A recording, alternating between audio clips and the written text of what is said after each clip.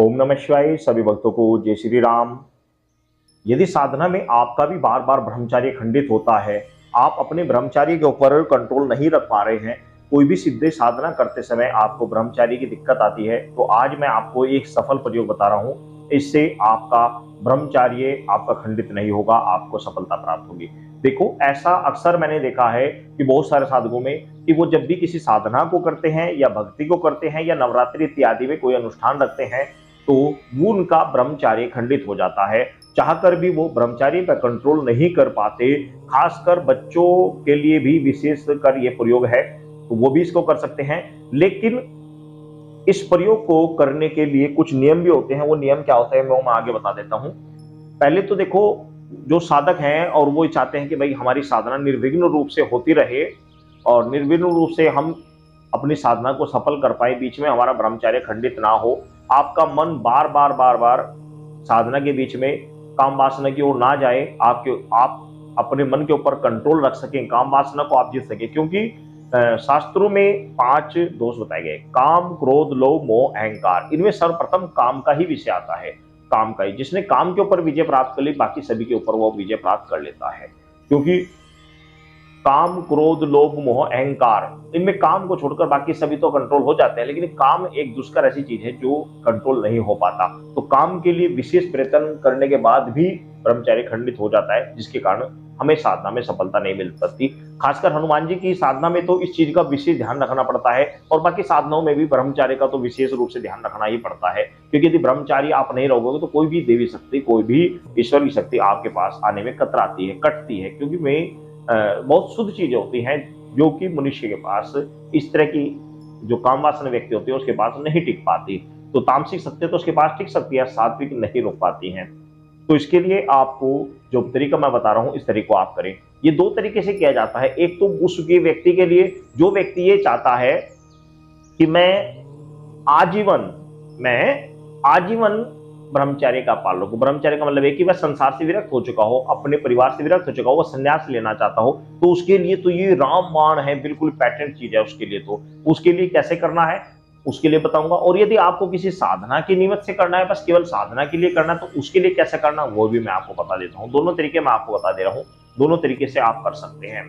तो वो क्या है, देखो, इस जो मंत्र मैं आपको बता रहा हूं, इस मंत्र को आपको सर्वप्रथम तो आपको भगवान शिव का ध्यान करना है। भगवान शिव का ध्यान करते हुए आपको ओम नमः शिवाय, ओम नमः शिवाय, ओम नमः शिवाय मंत्र की 5 माला जाप करनी है। उसके बाद इस मंत्र का जो मैं बता रहा हूं, इसको आपको प्रतिदिन आपको 1100 मंत्रों को आपको जाप करना है और 11 दिन तक करना है। बस ये कार्य आपका सिद्ध हो जाएगा। उससे पहले क्या करना, आपको अपने सामने केसर, शुद्ध केसर आप मार्केट से लेकर के आ जाए। केसर से अपने सामने भोजपत्र के ऊपर जो मंत्र मैं आपको बता रहा हूं, इस मंत्र को लिख कर रख लें पूजा स्थान पर। और फिर आपको प्रतिदिन ओम नमः शिवाय मंत्र की जाप करना है 5 माला, और 11 माला इस मंत्र की जो मैं आपको बता रहा हूं 11 दिन तक करनी है। 11 दिन बाद वह आपका मंत्र भी सिद्ध हो जाएगा, और वह जो आपने यंत्र रखा है वह यंत्र भी आपका सिद्ध हो जाएगा, जिसके ऊपर आपने मंत्र लिखकर रखा है। उसके बाद उसको आप फोल्ड करें।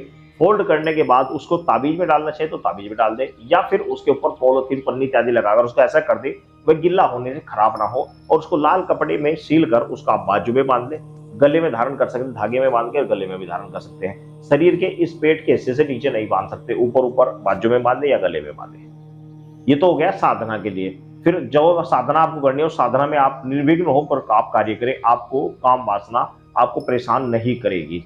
ये तो हो गया काम वासना के लिए, उसके लिए, साधना के लिए। अब यदि आप संसार से विरक्त हो चुके हैं, आप ग्रस्त से अलग हट चुके हैं, आपको लगता है कि मुझे अब ब्रह्मचर्य का ही पालन करना है, तो फिर आपको प्रतिदिन आपको उस मंत्र की 21 माला जाप करनी है। 11 नहीं, फिर आपको 21 माला जाप करनी है। 11 दिन तक ही वह जाप करना है। वह यंत्र इसी प्रकार आपको तैयार करना है, और उस यंत्र को तैयार करने के बाद में इसी प्रकार आपको अपने बाजू या गले में धारण करना है। फिर वह आपको हमेशा के लिए धारण करना है। और यदि आप साधना के लिए कर रहे हैं तो साधना पूरी होने के बाद उस ताबीज को निकालें और जल प्रवाह कर दें, तो वो तो साधना के लिए हो गया केवल। लेकिन आप आजीवन कर लेकर चलना चाहते हैं तो फिर आपको वह जल विसर्जन नहीं करना है। आपको 21,000 मंत्रों का जाप करना है प्रतिदिन। 1100 मंत्र, आप 2100 मंत्र आपको प्रतिदिन जपना है, और 21 दिन तक जपना है। जितने भी हो जाएंगे ठीक है, कम से कम 21,000 से ऊपर होने चाहिए।